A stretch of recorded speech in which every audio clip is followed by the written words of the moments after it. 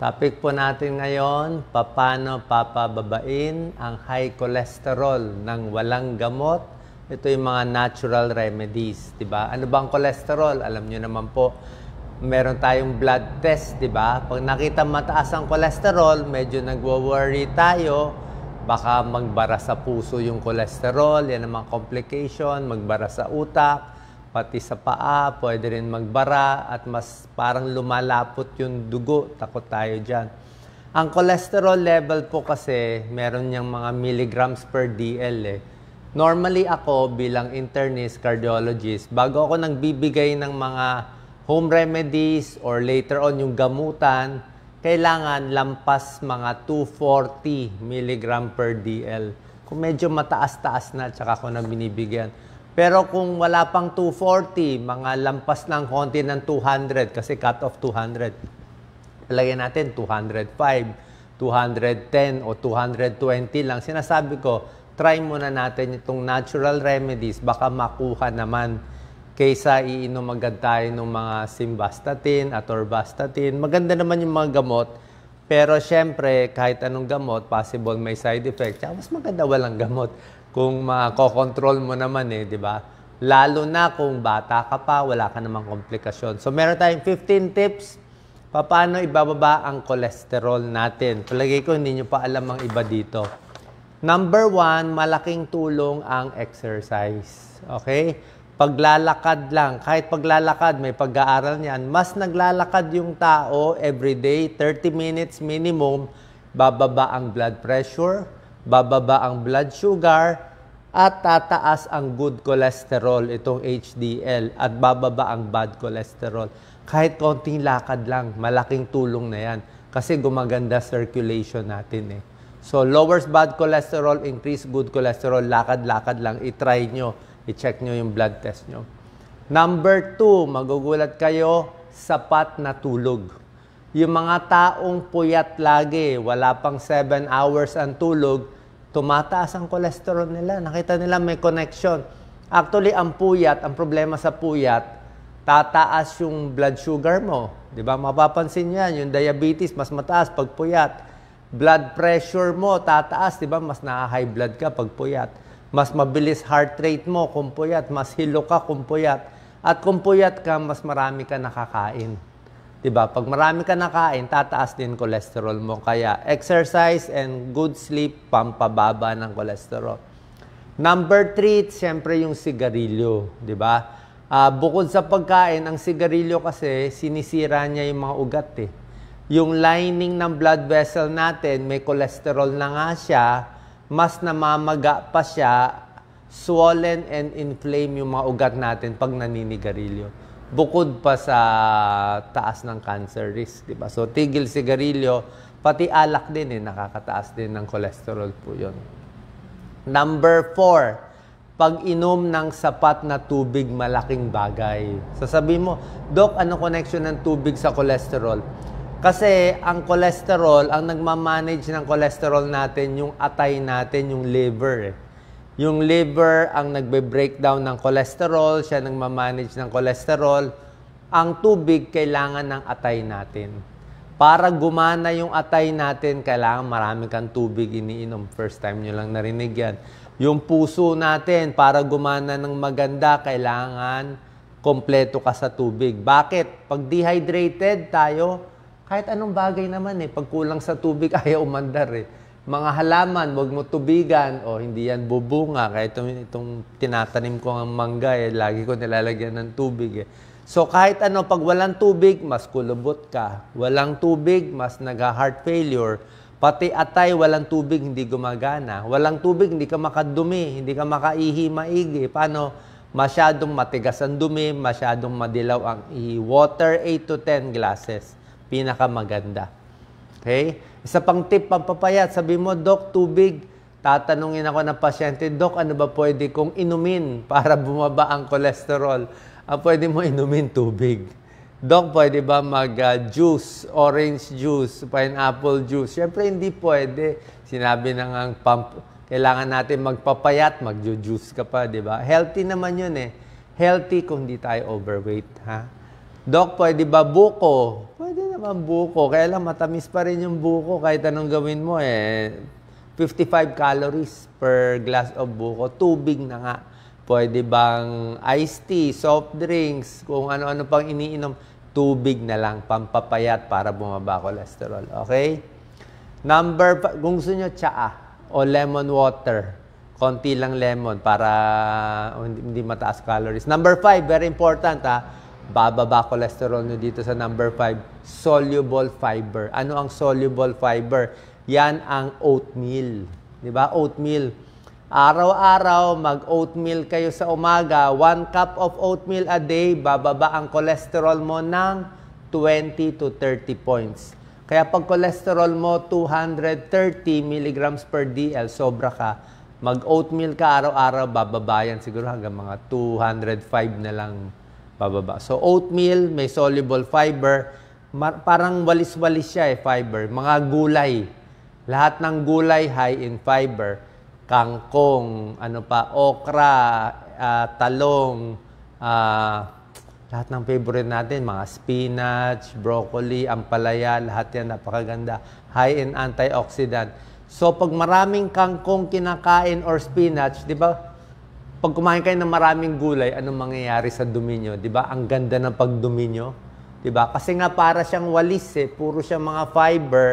Itong mga soluble fiber, pag kinain natin, mapupunta yan sa bituka natin, di ba? Kailangan sasabayan nyo rin ng maraming tubig. Hindi kayo pwede kumain ng high fiber diet ng kulang sa tubig. Yung mga brown rice, wheat bread, at itong mga gulay. Pag nakain nyo yan, inom kayo maraming tubig. So itong mga parang walis-walis na gulay na to, pupunta sa tiyan, makukuha niya yung taba ng katawan. Tunay po to. Mas nakukuha niya yung taba, natatrap niya yung fats, nalalabas niya. Maganda na pagdumi mo, good for almoranas, good for anal fissure, good for constipation, bababa pa cholesterol mo sa mga gulay at oatmeal. Yan. Mansanas, pwede rin, di ba? May yung balat. O pears, pwede rin. O monggo, pwede rin. Fibrous din yan, mga beans. So, itong mga gulay talaga, napakaganda. Bababa cholesterol mo. Huwag lang masyado mamantika. Number 6, gusto natin to, bawang. Di ba? Tinuro ko sa inyo. Bawang, lutuin lang konti, isama sa pagkain, bababa ang cholesterol mo, pero a few points lang. Gaano karaming points ibababa? Iba-iba Medyo mababa lang. Siguro mga 4 points, 5 points lang ibababa sa garlic. Tapos, sa blood pressure, ibababa mga 3 points lang, konti lang. 3 millimeters mercury, konti lang. Hindi ganoon, pero may tulong na rin. Ang garlic lang, ingat lang tayo. Medyo mahapdisat yan pag hilaw. Medyo nakakalabnaw ng dugo. Kung kayo ay naka-aspirin, clopidogrel, mas malalabnaw pa. Kasi talagang effective siya garlic. Gaano karaming bawang everyday? 2 hanggang 3 butil. Alam niyo yung butil na maliit, di ba?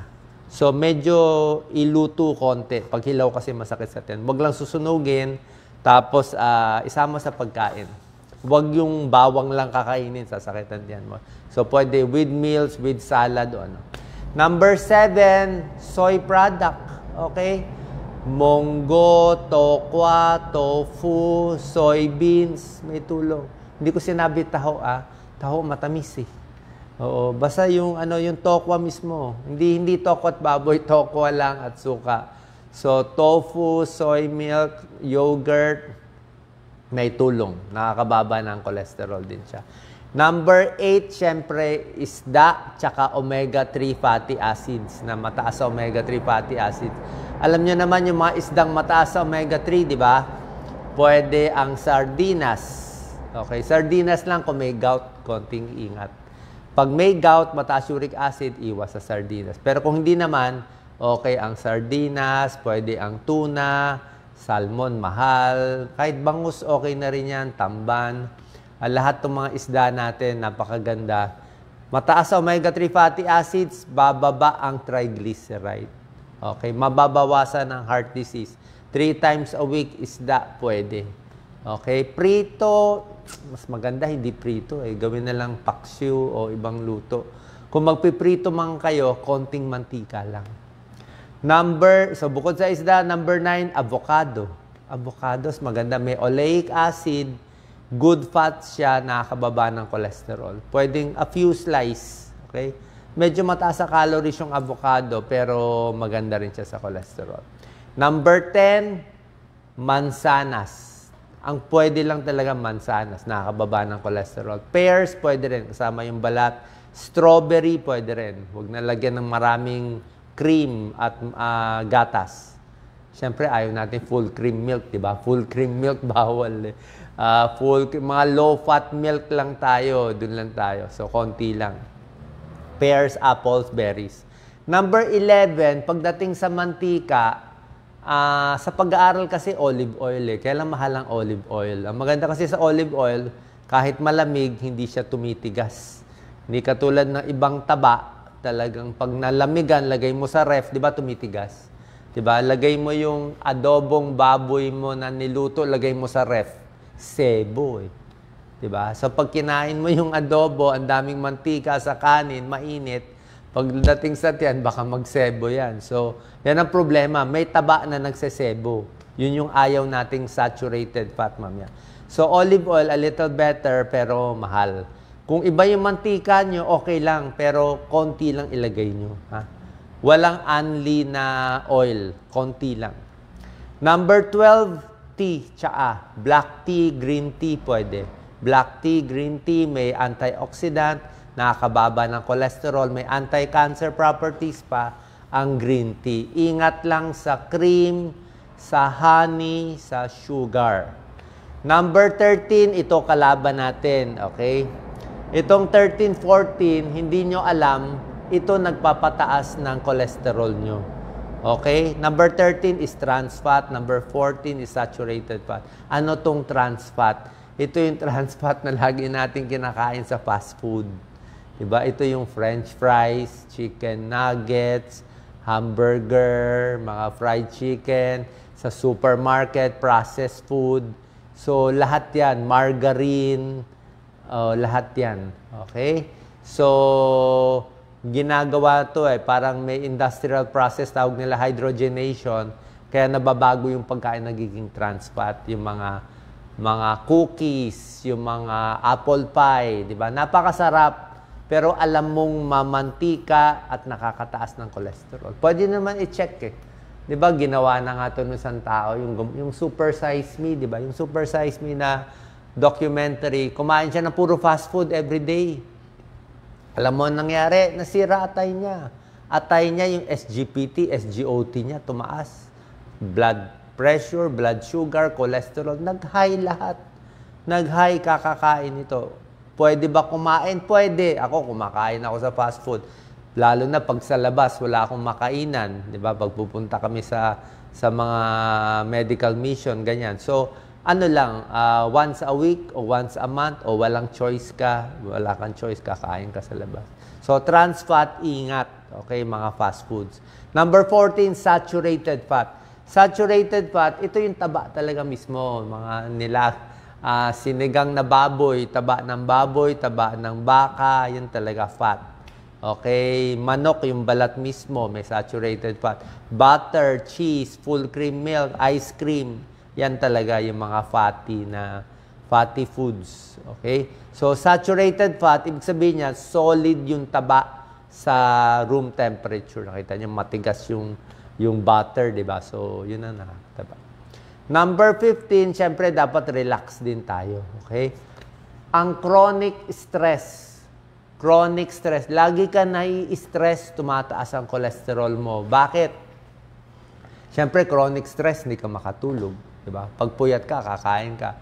Pag chronic stress, lagi kang stress, lagi ka nagugutom. Kung ano-ano naisip mo, hindi mo makontrol yung pagkain mo. Pero mas relax, mas kalmado, mas bumababa din yung mga cholesterol, sugar, at blood pressure sa katawan. So, lastly, yung matatamis. Alam naman natin, mga donut, di ba? Masarap lahat yan, yung mga sausawan, and especially restaurant food. Pag nag-restaurant talaga tayo, talagang gagawin nilang masarap, malasa, hindi po pwede. Kailangan malakas talaga self-control natin. Okay? Kasi may pag-aaral, mas mahaba ang buhay ng mas payat. So, tubig lang, kain lang sa bahay, and lastly, tuturuan ko kayo. Ang last tip ko, very important, ano ang processed food sa unprocessed food? Okay?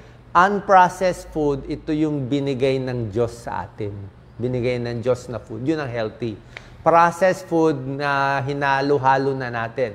Ano yung unprocessed food na healthy? Let's say, patatas. Pwede ka kumain patatas, baked potato. Diba? Anong ginawa natin sa patatas? Ginawa nating french fries. Ginawa nating potato chips. So, hindi na healthy. Karne. Pwede naman karne. Beef, pork. Pag karne mismo, chicken mismo, yun lang mismo kakainin mo. Pwede. Pero anong ginawa natin sa chicken? Ginawang fried chicken, chicken nuggets. Marami tayong binago-bago. Diba? Kaya nag-iba na siya. Yung karne, ginawa natin langgunisa, ginawa natin, pinrases natin maigi, kaya nag-iba-iba na.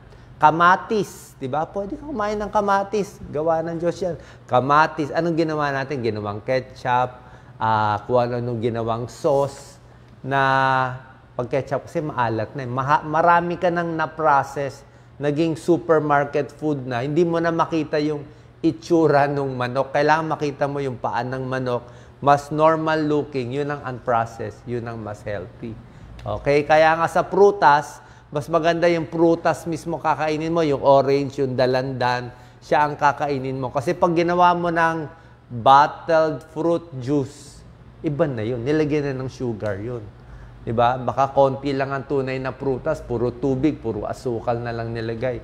So, hindi na po healthy. Okay? So, more unprocessed foods at bawas sa processed foods para bumaba ang iyong cholesterol. God bless po.